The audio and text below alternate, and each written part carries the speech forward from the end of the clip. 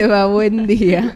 Hola, buen día. Me gusta esto de reconocer que sos enojona. Muy. Está bueno, lo importante es que uno reconozca Sí. cuáles son sus cuestiones. Yo también soy, no soy enojona, soy renegona, que hay una diferencia entre renegar y enojarse un poco. ¿Cómo le va, doctora Josefina Buen día, ¿cómo Medrano, están? enterándonos de su faceta de que es un poco renegona? Sí, soy renegona, sí, refunfuño así. Voy Refunfuño. hablando conmigo misma, me voy aconsejando para salir del estado. ¿Tiene de conversaciones enojo. ¿Conmigo mismo? o hipotéticas con otra persona que está imaginando qué le voy a decir a cuando me lo cruce? Siempre, y las practico. Y a veces tengo la oportunidad de desplegar mi arte. Claro, está bueno, necesario. Entrenada, corregida y pulida el arte, ¿no? Me parece muy excelente. Ya hicimos un trabajito anterior. Me parece excelente. Doc, hoy trajo un temazo a la mesa.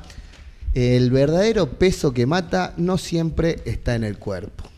No, ¿Por qué se le dio por escribir este tema que vuelve semana tras semana en estos tiempos? Es bastante frecuente. Voy a empezar a leer un poquito las primeras líneas para que la gente se vaya poniendo en andas de lo que vamos a decir. En algún momento concurrido, en algún lugar concurrido, un bar, un supermercado, la salida de una escuela, las paradas de un colectivo, cuenten las personas y miren con atención cuántas son las personas con obesidad.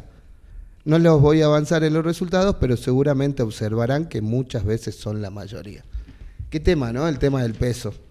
Es un gran tema y este ejercicio que lo hago de verdad, así como esto de pulir mis discursos, como conversamos recién, es un ejercicio que lo hago habitualmente porque nosotros vivimos en una provincia que vive realmente preocupada por temas, no digo que tengan menos peso ni uno tenga que darle menos interés, pero es como comparativamente como que el otro extremo, la desnutrición, es lo que preocupa, ¿no? Si uno se pone a buscar un montón de fundaciones que trabajan por la nutrición, y si uno mira la realidad de hoy, el sobrepeso, la obesidad, pero van a la cabeza, la nutrición queda francamente atrás, y uno no ve esas mismas acciones con esa misma celeridad sobre este gran tema, ¿no?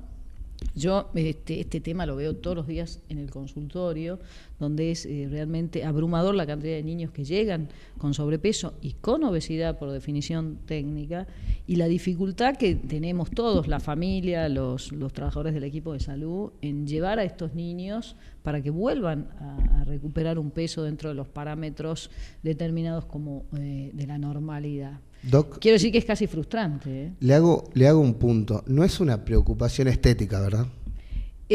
Para alguna gente es una preocupación estética puramente por esto de la estigmatización, pero para nosotros los integrantes del equipo de salud va más allá, si bien es un punto muy importante esto de la estigmatización y del señalamiento de la persona con sobrepeso, pero va más allá porque está comprobado y la bibliografía acompaña diciendo que en el caso mío, que soy pediatra, que los niños y adolescentes que no logramos regularle el peso hasta la adolescencia seguramente van a ser adultos obesos ya, ¿no? Con todo lo que eso implica, con la aparición de múltiples enfermedades crónicas que van acompañando a este exceso de peso. Nosotros estamos programados para trabajar con determinado peso y como cualquier cosa que uno lo fuerza, empieza a sufrir, ¿no? Nosotros no vemos los pediatras ese sufrimiento tan avanzado porque son cuerpos jóvenes, resistentes, plásticos, se amoldan.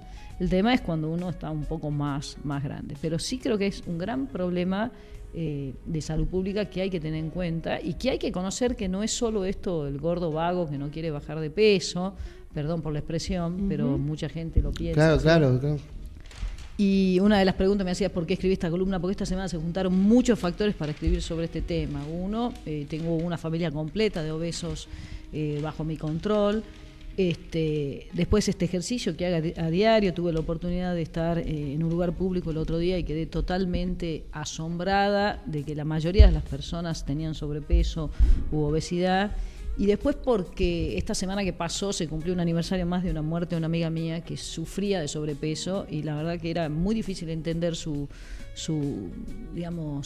respuesta ante determinadas cuestiones cuando uno le hace un llamado de atención para que trate de trabajar esta cuestión y salir de ese embrollo que era el sobrepeso, ¿no? Pero a veces uno ahí omite, y es un poco lo que quiero transmitir con esta columna, pensar solamente que es esto de masticar y comer. Hay que tener en cuenta todos los otros factores que acompañan y llevan a que una persona tenga sobrepeso o obesidad, ¿no? Desde factores culturales, factores de hábitos diarios, obviamente la ingesta, el estado mental, el estado de salud, el entorno, los factores ambientales, la propia genética de uno. Como acaba de decir, tengo una familia entera que son todos gente con sobrepeso. Doc, usted habla de que si no se controla en niños, estadísticamente ya está demostrado que va a ser una situación que los va a acompañar también en la adultez. A un adulto le cuesta mucho, en general, decir, bueno, voy a cambiar mis hábitos, voy a ponerme las pilas para bajar de peso. ¿Y cómo se hace con un niño? Es mucho más difícil también, sobre todo si habla de una familia completa de obesos. Y esa es una foto cada vez más común, ¿no? Ver familias con sobrepeso completo. ¿Cómo se trabaja sobre un niño cuando también un entorno no acompaña? Tiene que ser una cuestión integral. Todos vamos por el mismo camino. Ahí está la dificultad, porque uno a veces está hablando sobre el niño con la madre y con el padre, y cuando parece que la cabeza se conecta a algo, mira al padre y a la madre y son tanto más obesos que el niño. Entonces uno ahí tiene que encarar el discurso de otra manera, porque evidentemente no es solo, más allá que sí es lo que comen, porque todo lo que uno come se materializa, pero hay algo más en esa familia, otros factores que están concurriendo para que esto suceda, ¿no?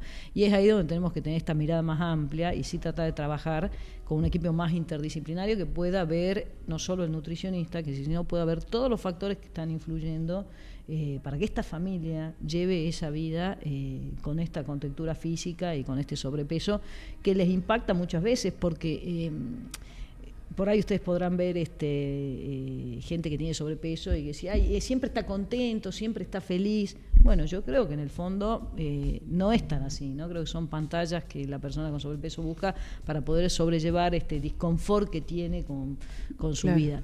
Pero evidentemente hay mucha gente que solo no puede salir de esos embrollos. Y también la sociedad tiene mucho que ver, porque depende mucho también del lugar donde uno viva, la accesibilidad, el acceso que uno pueda tener a determinados alimentos. Las personas que tienen un acceso más a alimentos de tipo proteicos, ricos en proteína y menos en hidrato de carbono, seguramente van a tener mejor peso, la posibilidad de hacer actividad física. Son un montón de factores que concurren, más allá de lo genético, y que hay que trabajarlos, y que ahí es donde tenemos que aprender a no juzgar únicamente, decir eso le pasa porque está todo el día sentado y comiendo, ¿no? Comiendo mucho y moviéndose poco, dice en la columna. Comiendo mucho y moviéndose poco, que es es la creencia popular que la persona con sobrepeso tiene únicamente que ver con eso. Y no es únicamente. Tiene que ver con muchos factores más. Y acá también lo marcaba en su columna. Si nosotros tenemos ese diagnóstico, que es equivocado, pues no es solamente comer mucho y moverse poco, vamos a tener una respuesta también equivocada que quizás pase por únicamente la fuerza de voluntad de comer menos y moverse más. Y ni siquiera así quizás alcance. No, y no alcanza. Y ahí es donde vienen los prejuicios, decir, bueno, si quiere comer, que coma, ya que haga, y lo digo con conocimiento de causa, porque es bastante frustrante tratar y trabajar. Claro, estoy haciendo un régimen saludable hace tiempo, estoy haciendo gimnasio y sigo igual. Y sigo igual, y no sé por qué, y sigo igual. Entonces ahí hay que pensar en los otros factores, los factores estresores que te aumentan el cortisol, las preocupaciones, la situación de vida diaria que esa persona pueda tener, las condiciones de vida que tenga, ¿no? Así que es multifactorial, es muy difícil, y a veces para el equipo de salud es bastante frustrante, porque uno habla, trata de llegar, pero hay cuestiones que se escapan si no usa uno un equipo interdisciplinario para el tratamiento de estas personas, ¿no? Y que requiere un compromiso quizás a mediano, largo plazo, a diferencia de otros tratamientos médicos que es, bueno, o te operás o te tomas esta pastilla o haces reposo 24 o 48 horas, bueno, y es más rápido, digamos. Pero hay un montón ahora la ciencia avanzó muchísimo, hay un montón de tratamientos, hablando de la obesidad, que tienen que ver con la banda gástrica, con un montón de cuestiones que mucha gente cree que se va a someter a esa cirugía o esa intervención y se terminó. Y la verdad que no tengo los números claros estadísticamente, pero mucha gente que se ha sometido a esos procedimientos quirúrgicos de importancia, ¿no? Porque son grandes operaciones, grandes cirugías, al poco tiempo están de nuevo en la misma instancia. Entonces ahí es donde uno tiene que parar y decir, bueno, hicimos dentro de lo físico lo que se pudo, pero evidentemente hay un montón de otros factores que concurren para que no pueda salir de ese círculo que lo lleva a tener esta situación, ¿no? Cuando le contaba fuera del aire que en el Hospital Oñatibia organizan charlas mensuales, si no me equivoco, se pueden fijar en las redes del hospital, justamente para hablar de obesidad, cómo prevenirla, cómo trabajarla. Y la médica con la que hablamos dijo que era una enfermedad que, a diferencia de muchas otras, no tenía mucha medicación. Hablamos de intervenciones quirúrgicas y demás. Drogas, digamos. Exactamente, drogas, sino, bueno, la medicina es la actividad física y la vida saludable, decía esta médica. ¿Es así? ¿Hay poca medicina, pocas drogas para estas situaciones? Hay pocas drogas, y yo ampliaría un poco el concepto, ¿no? Uh-huh. Porque la vida saludable es un concepto a veces tan amplio, a veces tan restringido, ¿no? Sí. Porque comer poco y vida saludable, y bueno, nos olvidamos de un montón de otros factores que concurren para esto, ¿no? Creo que es un poco corto eso. Entonces, también es difícil hacerle entender a la comunidad que las personas que tienen sobrepeso, también el entorno, que somos todos, ¿sí? O el medio ambiente donde viven, o su situación económica, todo eso influye también, ¿no? Si uno va a los países desarrollados, y tomemos un ejemplo extremo como pueden ser los países nórdicos, uh-huh, va a ser poco probable que veamos gente con sobrepeso. Uh-huh. Acá llega un mensaje justamente al respecto de Silvina, dice: en las culturas orientales no se observan gordos obesos, pero eso lo trabajan desde niño, escribo. Sí, el trabajo empieza con nosotros, no digo con nosotros, pero nosotros los pediatras, que somos los que estamos mirando cómo los chicos se nos escapan con el peso, tenemos una gran tarea para hacer, y como les decía anteriormente, muchas veces es muy frustrante.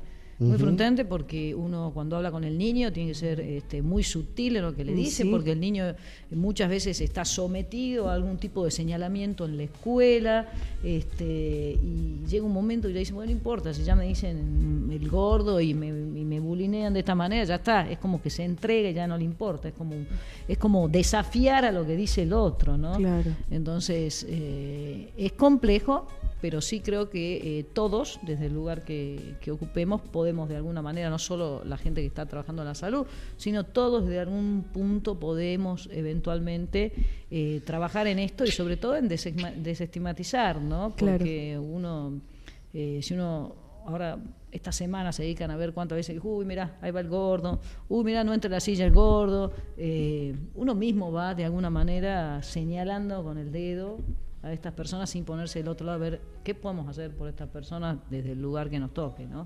Bien. Que seguramente todos tenemos Doc, algo para hacer, ¿no? ¿En qué momento empieza a dejar de ser una cuestión estética o de figura para empezar a convertirse en un sobrepeso y posiblemente en un problema para la salud? Alertas, digamos, que bueno, eso...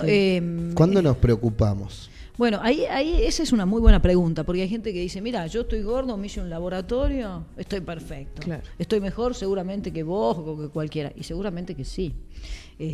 Son los menos, pero los hay, ¿no? Entonces, cuando el sobrepeso empieza a impactar ya internamente en el estado de salud de uno, y empezás a tener problemas con el azúcar, y empezás a tener problemas con la presión arterial, y empezás a tener enfermedades de la piel, porque empezás a tener más pliegues y tenés infecciones, y empezás a tener hongos, ya empezás a tener problemas de salud, y viene el dolor en la articulación, ya me duele la rodilla, el tobillo me está molestando. Te da fiaca subir una escalera, o te cuesta. La escalera, todo se eso duermen. se va impactando. Me pasa que se duermen sentados, no tienen energía.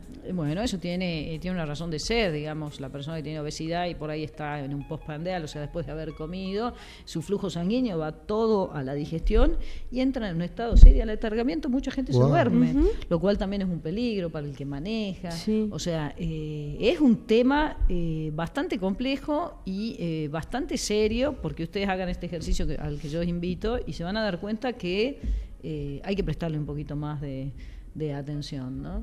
Doc dice en la columna que va a adelantar algunas cifras, adelantémoslas para los que están viendo. Bueno, en mi estadística, y 7 de 10. 7 de 10. En mi estadística, ¿no? Y no varía mucho del lugar donde yo mire, ¿no? No es que si miro la parada del colectivo o si miro una confitería o si miro... No varía mucho, ¿no? Más o menos esa es mi estadística, la cual siempre la tengo presente para no bajar los brazos con este tema, ¿no? Acá hay un mensaje, dice, no sé si el Estado interviene concretamente con medidas, pero seguro interviene en estas culturas orientales con el hecho de crear conciencia. Habla de los factores socioeconómicos, culturales de las personas para o prevenir o trabajar de manera más integral estas situaciones. Y pienso en la realidad tan heterogénea que tenemos acá en la ciudad de Salta, en la provincia de Salta, y estos factores son determinantes. Como usted decía, chicos que quizás, o familias que no tienen acceso a muchas proteínas, consumen muchísimos carbohidratos, no hay una dieta variada, hay poca actividad física. Y dice, bueno, en los países nórdicos capaz que no vemos tanta gente obesa porque hay otros factores que influyen, pero hay que pensar también en medidas y en políticas públicas por y para nuestro territorio. Totalmente. Yo creo que las medidas que existen actualmente van a las consecuencias, no van a las bases, ¿no? Porque sí está el programa de hipertensión para obesos, el programa de diabético donde lo incluyen a los obesos, y no hay grandes programas ni medidas que enfoquen a esta multifactorialidad que tiene el paciente que tiene obesidad o la familia que sufre de obesidad. Si ustedes después tienen un tiempo y revisan la cantidad de fundaciones, organismos, ONG que trabajan por la desnutrición, se van a sorprender en un paralelismo de ver que por la obesidad no son las mismas. Y los números están al revés en la afección a la población, ¿no? La obesidad es una epidemia actual y mucha gente le trató de echar la culpa a la pandemia, que nos quedamos todos en casa y comimos de más y demás, pero no. Claro. También tiene que ver, sí, pero no es únicamente el factor. La gente se quedó en la casa, o se quedó sin trabajo, o no salió a trabajar, o empezó a tener conflictos en su vida diaria con su pareja. Claro. Un montón de otros factores que hicieron que la gente realmente suba de peso. No solo vuelvo al concepto, el estar quieto y comer mucho, ¿no? Entonces, creo que faltan políticas serias que aborden así, de manera integral, los factores que llevan a una persona eventualmente a sufrir de obesidad. Hay un libro de un escritor argentino, un periodista argentino que se llama Martín Caparrós, que se llama El hambre, y es un libro que relata justamente las hambrunas que todavía hoy en el mundo existen. Y empieza con una frase que es muy lapidaria, que me hizo mucho ruido, que dice: vivimos en un mundo de obesos y famélicos. Y bueno, un lado obeso y por el otro lado un mundo de famélicos. Digo, a propósito de lo que contaba, hay organizaciones que trabajan con la desnutrición, no así con la... Un montón. Y es caro, ¿no? O sea, pienso, en Salta abrieron hace poquito un centro para bajar de peso con toda una propuesta integral, psicólogo, nutrición, gimnasio, integral, y es caro. Hay doctores famosos acá en la Argentina que tienen estos proyectos que llevan adelante. Hay programas de televisión también. Hay programas de televisión donde personas se suben a una balanza y si bajaron 200 gramos se quedan, si bajaron 100 no. Entonces también hay todo un negocio ahí atrás. Pero sí, sin duda alguna. Pero todos estos programas vienen a colaborar. El tema es que, en mi opinión, le falta esta mirada de poner a la persona en el lugar donde vive. Si una persona ya no puede, y vuelvo a estos conceptos básicos de la salud pública, una persona que no puede acceder a un tipo de tratamiento, y no es una medida de salud, para la población. Claro. Porque ya está sectorizando que solo va a poder ir el que tenga algún medio económico para llegar a ese lugar. ¿Sí? Entonces, incluso ni siquiera así, ¿no? Muchas veces hay que llegar al amparo para que la obra social cubra. O te dicen, no estás lo suficientemente gordo como para entrar en este programa. Claro. Es una locura. Dicen, no tenés el sobrepeso que requiere. Es una locura. Bueno, por eso. Ahí es donde la responsabilidad del Estado y el sistema de salud en sí mismo, porque no es solo el sistema de salud, ¿no? Tiene que ver también lo social, o sea, hay que ponerle una mirada más amplia, tienen que articularse y buscar realmente propuestas que puedan resultar efectivas a los fines de empezar a controlar todos los factores que influyen para que una persona termine siendo obeso, ¿no? Hay un mensaje que habla de esto. Hay un montón de famosas que en el último tiempo mostraron un cambio radical en sus aspectos, de estar con un cierto peso y completamente distinta a lo que estaban hace algunos años. En cuestión de semanas aparecen prácticamente famélicas.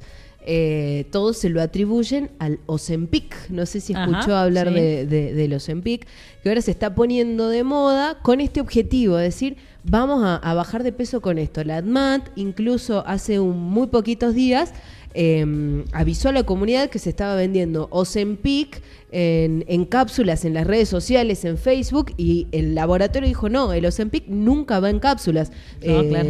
Viene de esta manera, inyectable. Los están estafando básicamente. Y acá hay un mensaje, dice, bueno, por lo perdí. Que en la menopausia engordé muchísimo, me cuesta bajar de peso y pensé en una inyección famosa para empezar a adelgazar. Llegan también a decir, bueno, no tengo más opciones que esta quizás. Bueno, la menopausia es un buen ejemplo. La menopausia, el aumento de peso tiene que ver mucho también con la cuestión hormonal, que tiene que ver con la cuestión anímica, que tiene que ver con un montón de cuestiones que llevan a que uno no pueda manejar el peso, ¿no? El Ozempic es una droga que está bien formulada, que tiene muy buenos resultados. Es una droga bastante estudiada. Por ahora el único efecto adverso real que se le ha atribuido con el uso sostenido es una ceguera, que no es un tema menor. Ya claro. Hay varios estudios que están respaldando eso. Es que la diabetes es una enfermedad que está vinculada a los ojos. Pero la gente tiene que saber que cualquier tipo de medicación que vaya a aplicarse, por más que la tenga a su alcance y la pueda adquirir, tiene que tener un control médico, porque no todas las drogas le sientan bien a todo el mundo. Y sí hay que saber también que lo que estamos viendo, si bien mis pacientes no usan este tipo de droga porque son niños y demás, es el efecto rebote, ¿no? Uh-huh. De estar así, de repente cae el peso y de repente dejan de usar el Ozempic y hacen el efecto rebote, claro. Y vuelven a un estado inclusive superador de peso. Los países como Estados Unidos, que tienen grandes cantidades de obesos, sí. Están trabajando mucho, y ustedes los verán, porque se lo ve en las películas, en las propagandas, uh-huh. En esto de la aceptación de este nuevo cuerpo, uh-huh. ¿No? No mirarlo así señalando con el dedo, sino aceptarlo como es, y a partir de ahí tratar de vivir sanamente con ese nuevo cuerpo, ¿no? Bueno, son estrategias, ¿no? Yo creo que acá hay dos puntos claves. Uno, dejar de señalar a la gente y pensar que son por gordos y vagos y demás. O dejar de pensar que el problema es no ser hegemónico, no estar a la altura de los estándares de belleza. Eso es lo menor. Bueno, digamos. Eso de entrada, ¿no? Esto de la belleza es una construcción subjetiva de la uh-huh. gente, ¿no? Entonces creo que ahí es donde tenemos que trabajar. Pero eso es de las cosas, ¿no?, que más mata a la gente. Yo como leí el título pensaba en eso. El verdadero peso que mata no siempre está en el cuerpo, sino en la mirada del otro, sí, porque ahí viene la estigmatización y todo eso hace que esa persona sume factores de angustia, de estrés, que se sienta peor, que sea más autocrítico, ¿no? Que se le baje la autoestima. Entonces, en algún punto esas miradas colaboran a que esa persona eventualmente sume factores que concurran para que no pueda salir de este círculo que es la obesidad, ¿no? Uh-huh. Es un tema bastante interesante y, como les digo, sí creo que faltan acciones desde los entes, acciones serias que apunten realmente a lo multifactorial para empezar a tratar de mantener o disminuir esta gran epidemia que es la obesidad, ¿no? ¿Le parece que la ley de etiquetados suma? Suma que porque creo que suma que las etiquetas de los productos estén más feas, ¿no? Sí. Primer punto. Y después yo en lo personal no creo que tenga un alcance como el que dicen que pretende tener, ¿no? Uh-huh.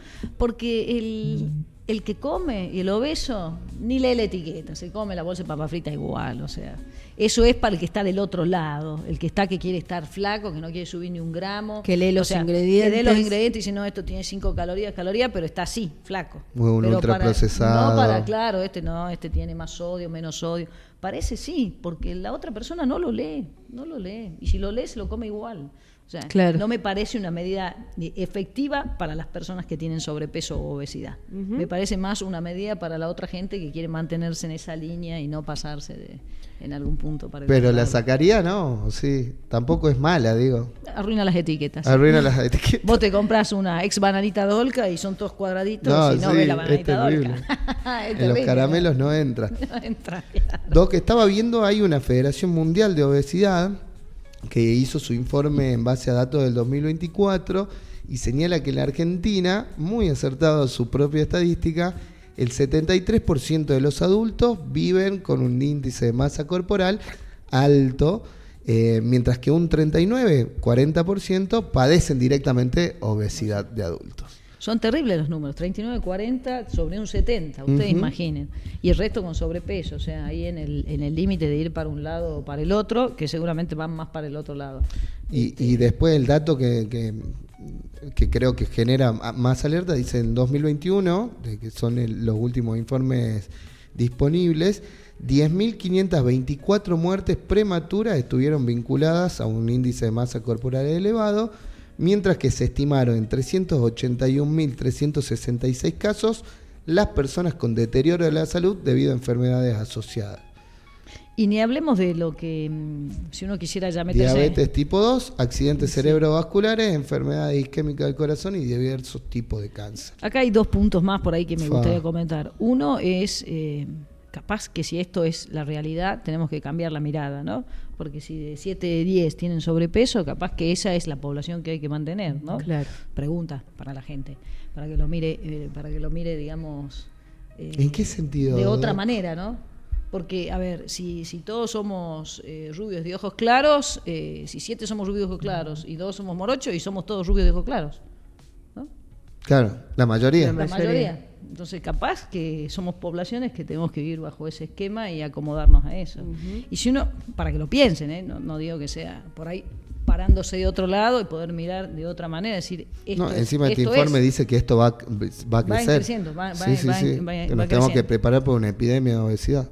Claro, porque uno está parado en que la obesidad es una enfermedad. Capaz que hay que darse la vuelta y decir, parece que acá los comunes son todos los que son obesos, barra los normales y buscar otras estrategias. No sé, uno podría pensar de otro lado. Cambiar la perspectiva. Exactamente. Y después, otro tema no menor es, si uno se pone ya en gestor de salud, es el gasto en salud de las personas que tienen aparejado con la obesidad todas las enfermedades crónicas de alto costo, ¿no? Diabetes, hipertensión, obesidad, lo que le cuesta al sistema de salud, estas enfermedades crónicas no transmisibles, en lo que el sistema gasta en esto, es mucho dinero. Entonces, también, el que no lo quiera ver por la cuestión de la salud, de la empatía, de la imagen poblacional y demás, por lo menos que la miren por el lado de los costos, ¿no? Económico. Sí. Usted es pediatra, ¿sigue estando vigente? Yo lo he visto todavía. De hecho, la pediatra de mi hijo usa un cuadrito. Porque pensemos en los niños, ¿no? Cuando hay familias completas, los adultos, uno dice, bueno, me tomo el trabajo, cambio de hábitos, pero con los chicos es más difícil. Y hay unos cuadritos que dicen a cierta altura, cierto peso es necesario. ¿Eso sigue vigente o hay que centrarnos en la salud integral, ¿no? Puede tener unos kilitos de sobrepeso, pero si es un niño saludable, con actividad física, que come variado. Bueno, ahí viene un poco atado a la propuesta que yo hacía recién de mirar desde otro lado.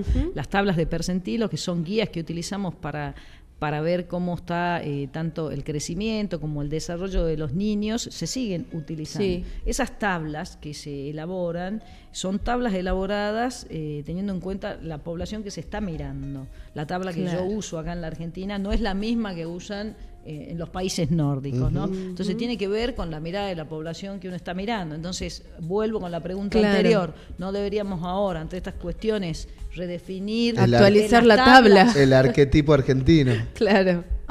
Pregunta pendiente para todos los que hacemos salud y queremos dedicarnos a esto, ¿no?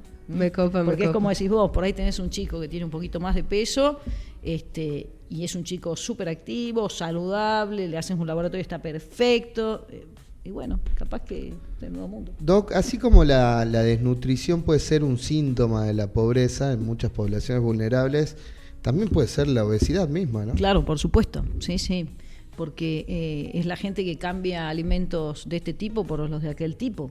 Entonces, por ejemplo, las personas que son más farináceas, ¿sí? Que comen más harina, porque es la posibilidad que tienen para tener saciedad y para tener un plato de comida todos los días en la mesa, dejan de lado las proteínas. Y las harinas seguramente te van a dar más masa grasa, no masa muscular. Entonces, seguramente va a ser una familia que tenga un peso medio superior a aquella familia que tenga más acceso a otro tipo de alimentación rica en proteínas, ¿no? Acá hay un mensaje que habla de que últimamente se ven muchos productos en el supermercado que son alimentos a base de leche, alimento a base de café, el otro día a base de stevia, cuando uno. Alimento dulce con sabor a dulce de leche. No. Era un frasco que parecía un dulce de leche, pero abajo decía... Era una mentira, lo mismo pasa con la leche, con el café, son productos muchísimo más baratos y que suelen tener alto contenido de harina, de azúcares y demás. Harina de soja, claro. Eso me hace acordar a mi marido que un día va al súper y vuelve chocho porque había hecho la gran compra, ¿no? ¿Por qué siempre los varones entramos más en esta? No, porque él volvió orgulloso de su compra. Y había comprado un queso rallado. Un queso rallado, no sé qué marca. No. Entonces yo miro, no digo nada. Pero cuando fuimos a comer el queso... Se llama rallado, creo. Claro. Se llama rallado el producto, es terrible. Nada, de queso cero, queso absolutamente cero. Es un producto sazonadito con queso. De cascaritas de queso, no sé. Es tremendo. Tipo una polenta saborizada que simula ser un queso bueno. Así, una polenta. No podemos caer en eso. Claro. Y son baratos. Claro. Y te engañan. Mi marido había hecho la gran compra. Había comprado 2 bolsas de queso rallado. ¿Cómo se llama el del café? Dijo. Arlistán el café. Que no es café. No es café. Después hay alimentos saborizados. Hay un producto lácteo a base de leche. No, esos me matan. Sí. Y creo que en casa una vez también la compraron, cayeron. Y éramos chiquitos como, ¿qué es esto? Y no era leche, era un producto. Eso es tratar de suplir lo que no... Claro. O sea, yo creo que si uno come con las reglas de antaño, que es comer variado, surtido de varios colores, con estas 4 máximas, ya estamos. Pasa que la gente ahora se pasa mucho leyendo etiquetas, mirando cuadraditos y no se toma el trabajo de hacer una comida sencilla. Un bife, verduritas y huevo. Y ya está. Es proteína, son verduras. Yo cada tanto le meto esa dieta, sobre todo porque me resulta sencilla comprarme un bife y un tomate y un apio o algo así. Pero lo cierto es que a las 2-3 horas estoy muerto de hambre. ¿Y qué comerías para no tener hambre? ¿Un plato de fideos? Y generalmente un plato más suculento, con algo de harina quizás. Claro, bueno. También, ahora... O papa. Podríamos hablar horas y horas y habría que buscar algún experto, pero ahora las harinas son enemigas de todo el mundo y la gente ya no come esto, pero come, como digo yo, en el sanatorio mis colegas se están transformando todas en pájaros, lo único que comen son semillas. Uno llega a la mesa del office y hay semillas. Digo, no, ¿cuándo algo? Otras épocas semillas de girasol, semillas con pastafrolas, media luna. Pero semillas, nos estamos transformando en aves. Y hoy quiero robarles un minuto para desearle un feliz cumpleaños a mi hijo que está en Buenos Aires, el futuro ingeniero que cumple 22. Así que estaba también rememorando mis épocas de madre paridora. Hace 22 años. Claro, también es su aniversario. 26 de agosto. Total. Aniversario, ¿no? Bueno, así saludos al futuro ingeniero. Sí, bueno, que acelere, ¿no? Tira palos. Qué bárbaro. Qué grande la no es fácil ser hijo mío, les quiero decir, ¿eh? No, me imagino que debe ser. La columna imperdible de hoy, el verdadero peso que mata no siempre está en el cuerpo, lo encuentran en el diario Papel, en todos los kioscos de diarios y revistas, y si no, en diario.1.ar, la clásica columna de los martes de la Doc Medrano. ¿Viene el martes que viene, Doc? Sí, vengo. Me encanta. Sí, Qué bueno. Estoy acá.